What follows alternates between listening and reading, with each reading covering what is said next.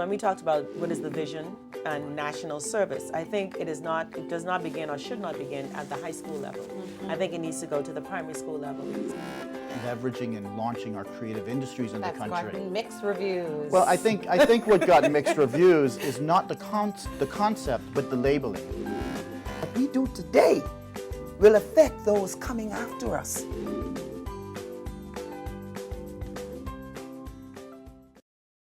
Where's the water? That's what Eastern New Providence residents are asking Water and Sewage after weeks of disruptions.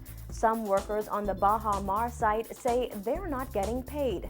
Happy National Pride Day. NB12 takes you through this morning's celebrations, and 11 roads are now one way. We'll tell you which ones.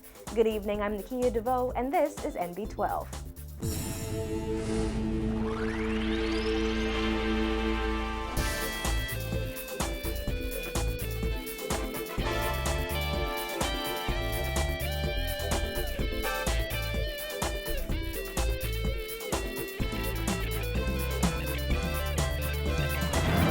Joining us here at Cable 12 Studios. Bahamians dressed up in flag colors today for a special ceremony in Rawson Square celebrating National Pride Day. Well, let me say how happy I am to be here, to see so many decked out in our beautiful national colors of black, aquamarine, and gold. We've got more from this morning's national celebration for you in just a bit, but first, let's get to tonight's top stories.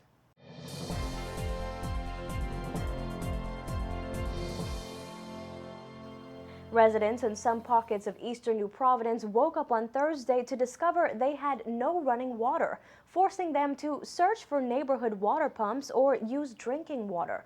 Officials from the Water and Sewage Corporation say they experienced a system failure on Wednesday and a major leak on Thursday, resulting in interruptions in water supply. The corporation is also working to conserve water. Angry residents say they've experienced this problem on several occasions in recent weeks, but they feel this week was unbearable. They're now calling on the government-run corporation to get its act together. Vonig Toot reports. Imagine going almost an entire day without a basic necessity like running water, making it difficult to, let's say, bathe, brush your teeth, and wash the dishes. Well, some residents of Eastern New Providence say that's what they had to deal with this week. Some of them had to tote buckets of water up and down in the streets in the sweltering heat. Here on Step Street off Bernard Road, 11-year-old Aaliyah Cooper says they lost water supply from as early as 8 a.m., and it wasn't restored until last evening, which meant she and her siblings had to make several trips to a nearby water pump. I had to go walking up in the sun toting water. And how bad was that? How long did it take to be walking up and down toting water? From morning till evening. I had to be filling bucket and putting water in the cup to brush my teeth. And I had to put water in the sink to wash the dishes. It was the same story at Remelia Demerit's home. She says she had to get water from a neighbor's pump just to take a bath. It was bad because we had to tote water for about 4 or 5 hours. All morning, all evening, it was hot. And how far did you have to tote water from? From the neighbors up the road. Neighbors who have water? Who have hand pump. And how long were you without water? I was out water half of the day. And when did it finally come back on? About 3 o'clock. Meantime, Rebecca Nesbitt and Helen Mortimer say their water supply has been on and off all week. They say water pressure gets low at 10 o'clock each night and isn't restored until around 6 the following morning. However, they say this week it was more unbearable than usual. For the last couple of days, we've been having slow pressure.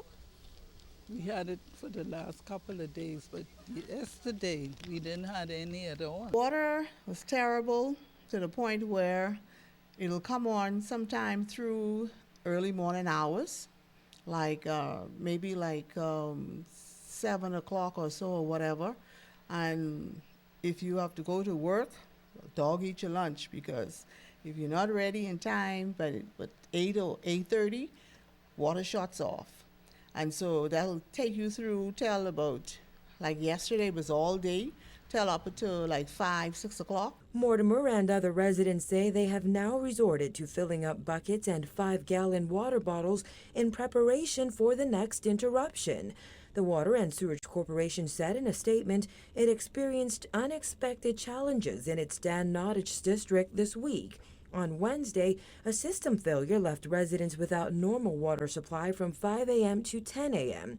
On Thursday, a major leak caused challenges from 8 a.m. to 2 p.m.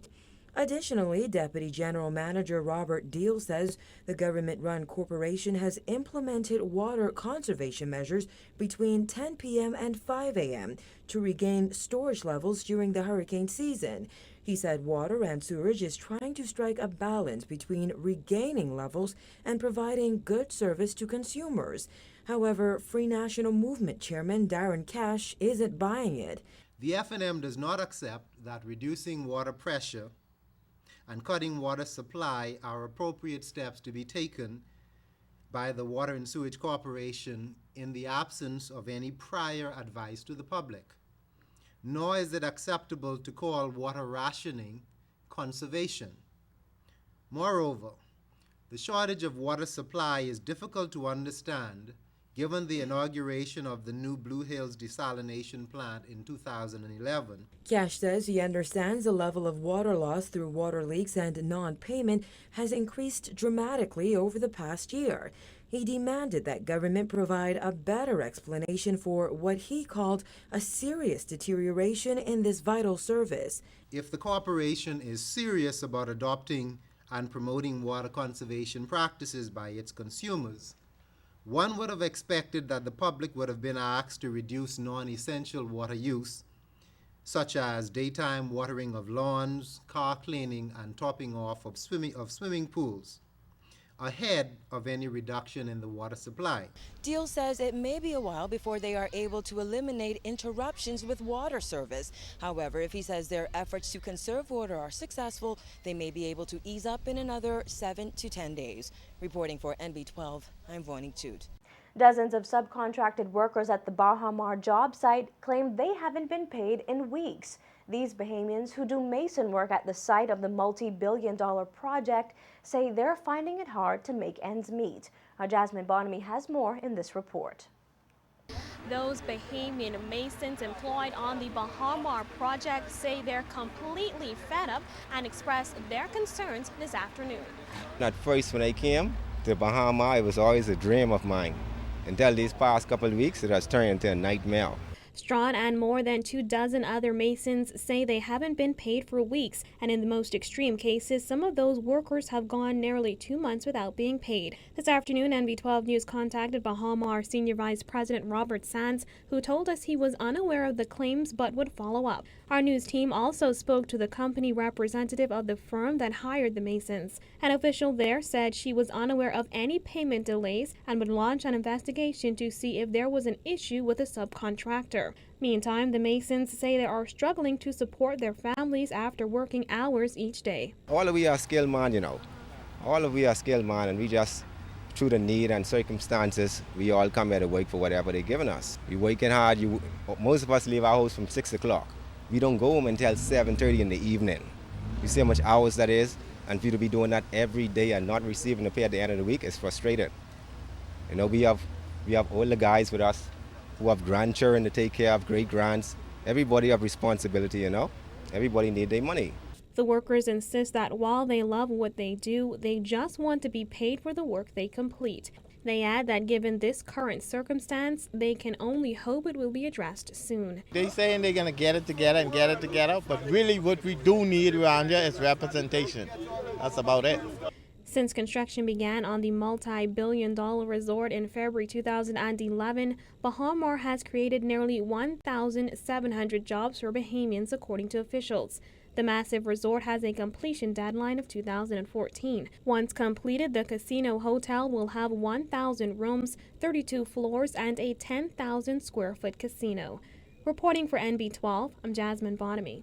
Well, Sands did reach out to our news team just before airtime, and he said from a Baha Mar China State Construction Company point of view, all of their obligations have been met and subcontractors working for the development have been consistently paid weekly.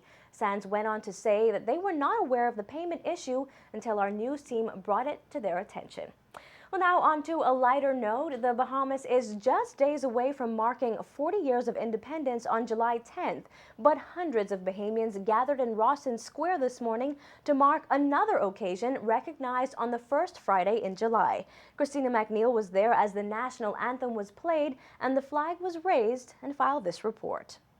With heads lifted, hundreds in Rawson Square looked on as the Bahamas flag was raised, marking the beginning of National Pride Day this morning. It's a symbol that has been closely associated with a newly independent Bahamas since it was first hoisted at midnight on July 10, 1973. Historian Dr. Gail Saunders recalled the first time she saw the Bahamian flag flutter in the wind. Aquamarine gold and black flag was raised. As I recall, it was a still night, and it seemed like the flag would not move. In fact, I had been told that a fan was at the bottom just in case. I'm not sure if it was the fan or that puff of breeze, but after a few seconds, the flag unfurled and waved in the breeze. Although the flag wasn't flown until Independence morning, then Prime Minister Lyndon Pinling introduced the flag to Parliament through an independence resolution, read this morning by journalist Anthony Newbold. Today, Mr. Speaker, it is my great pleasure to inform Parliament that the Commonwealth of the Bahamas has a new flag, its very own flag, which will come into use upon independence, and to lay on the table of this House a sample showing the design of that flag.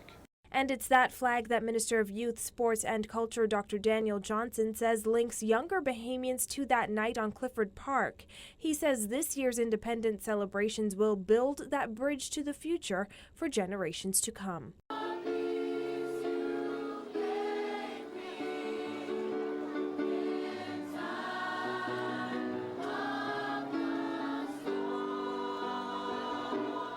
Juxtaposition, we're going to have the next generation of people on stage right after them, right with them. And so you'll see what we mean by this bridge, past, present, future. And we have problems now. The Bahamas, where the rest of the world is struggling for identity, but we got to find it. And so we can get together and we will push our way through because we know where we came from. We know whose shoulders we stand on. And we know this is still a blessed country. Governor General Sir Arthur Folkes ushering in National Pride Day, part of the 40th Independence Anniversary celebrations. Sir Arthur encourages Bahamians to take pride in their country every day, from protecting the environment to preserving culture. Patriotism, a love for the land of one's birth, an appreciation for the natural sights and sounds, and a respect for culture.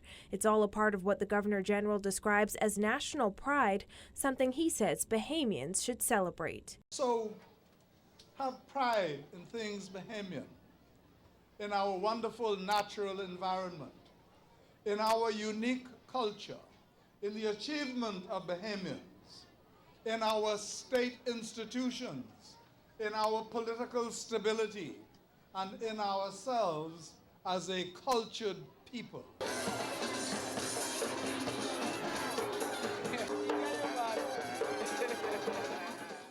National Pride Day kicks off the countdown to July 10th and major celebrations on Clifford Park. Reporting for NB12, I'm Christina McNeil. Another man arrested in connection with the murder of a 70-year-old grandmother. Plus, find out why the Marco Archer murder trial could not continue this afternoon. We'll be back. Need a car? Are you ready to replace your current car with something new? Or at least new to you? Maybe it's your first car. Well, we can help. Come in and talk to us about our special rate Commonwealth Bank car loan. The key to your next car. Let's make it happen. We are Bahamian. We understand local lives and don't answer to anyone but our customers. Like you, Commonwealth Bank. It's what we have in common. Commonwealth Bank, leader in personal banking services.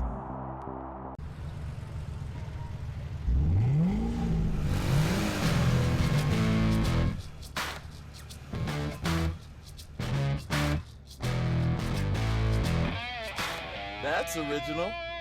Now that's original too. KFC's 100% premium chicken bites. Juicy, tender pieces of chicken breast, now an original spicy and spicy barbecue.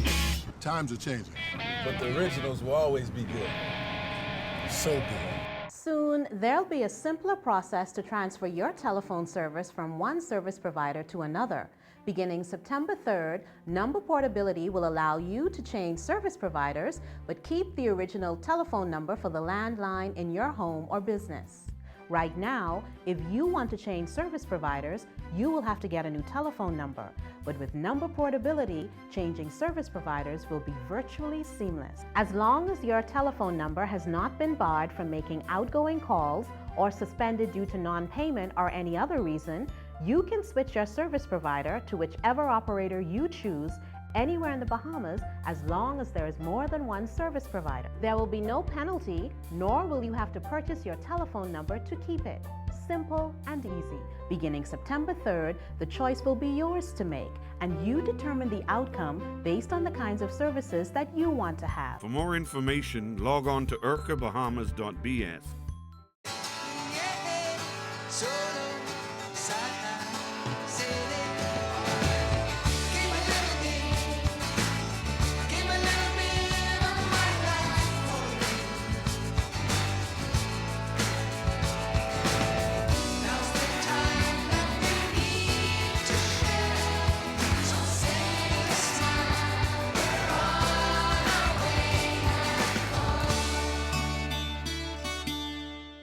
Welcome back to NB12.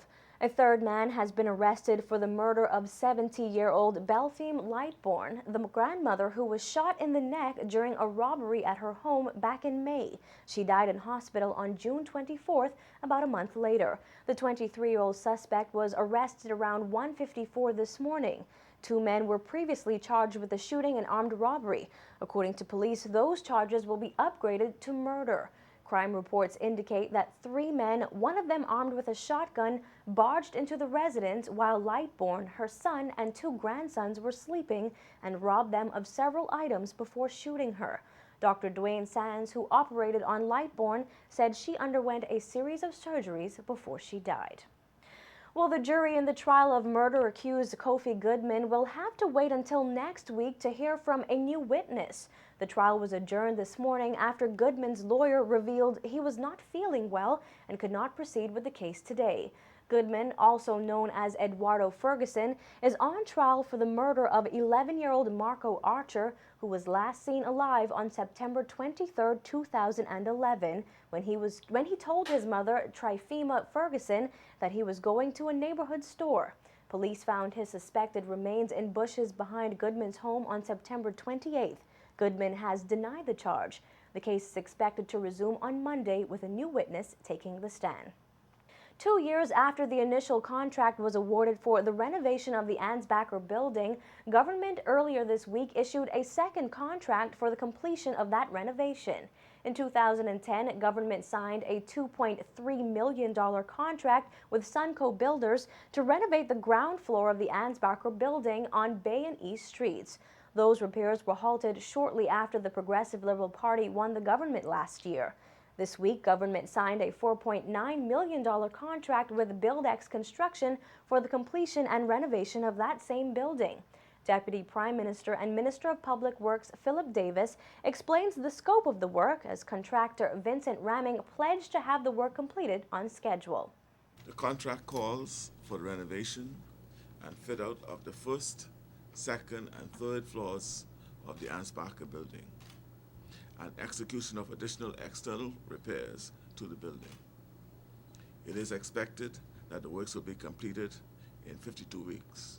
We employ between 90 to 110 persons over the duration, and I will definitely give quality work as usual and complete it on time. Minister of State for Legal Affairs Damian Gomez says the judiciary is eagerly awaiting the completion of the building, which will house 5 civil courts and registries. The judiciary are in urgent need of space, and your timely completion of this work will be greatly appreciated. An additional $200,000 has been allocated for public utility connections once the refurbishment is complete.